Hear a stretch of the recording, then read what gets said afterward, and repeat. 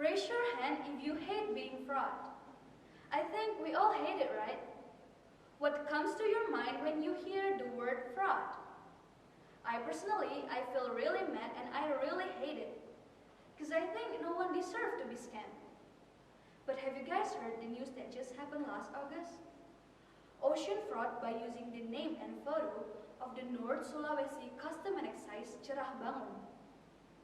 Fraudsters carry out their action by offering ocean cars with low prices and ask for money transfer from various parties over phone. After going through joint search with the police, on Saturday, August 21st, 2021, the location of the perpetrator could be identified and the perpetrator was arrested. That was one-off fraud in the name of custom and excise. And I think this is something that we need to pay attention to.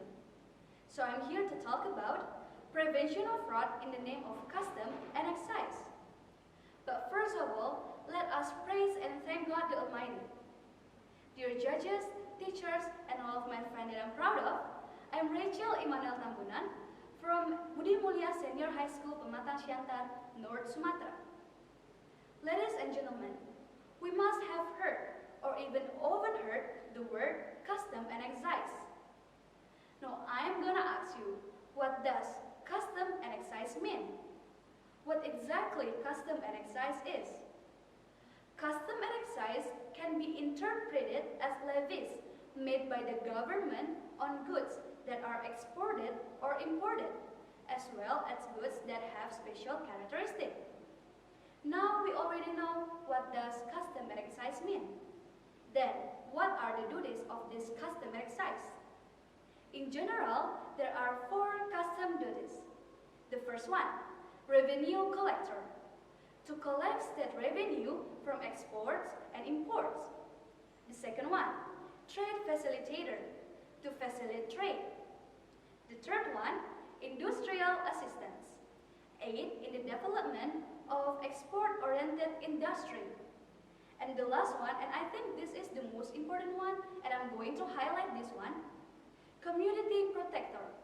So custom and excise protect us, protect Indonesia from the dangers of foreign product and also protect our natural resources. From the duties above, we can certainly realize, we can certainly understand the importance of this custom and excise. We can certainly understand how good custom and excise is. But do you guys know that nowadays there are a lot of fraudulent scams in the name of custom and excise? And these fraud have a lot of different modes.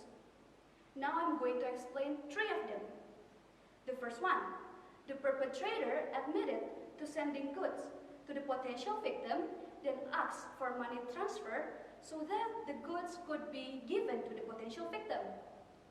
The second one, and this is the same modes as the news that I just mentioned in the beginning. So the perpetrator admitted to selling goods resulting from ocean from custom and excise confiscation with low prices. Logically, who doesn't want to get a good stuff with a low price? I definitely want to, but I suggest us to be careful because there is price, there is quality. With low price, we won't get a good quality stuff, but we got fraud. And the last one, there are many scams where the victim do not lose financially, but endangers themselves. During 2020, there were 3,284 reports fraud complaints. As March 2021, the number of reports has reached 495 complaints. It could be also that the figure is higher because not all the victims file complaints to the custom contact center. And we all agree that we don't want to get scammed, right? And you guys must be wondering, then how can we avoid fraud? Because we don't know. Here I have several things that we can do to avoid fraud. The first one, don't be panicked or trusting if you receive a call from custom and excise that asks for money transfer. Because custom and excise does not use personal account. The second one, we can check the shipment status on custom and excise website. The third one, when shopping online, make sure that it is a trusted account. And when you find a suspicious account, the custom and excise office is really open to receiving your complaints. The fourth one, be more aware, be more wise when shopping online by recognizing the sign of fraud. And the last one, and if it's possible, the custom and excise authorities themselves can do more outreach to the public, or we can say do more socialization to the public. Ladies and gentlemen, if you ask me, in this kind of thing, the thing that we can do is to be more aware, to be more care, to be more wise.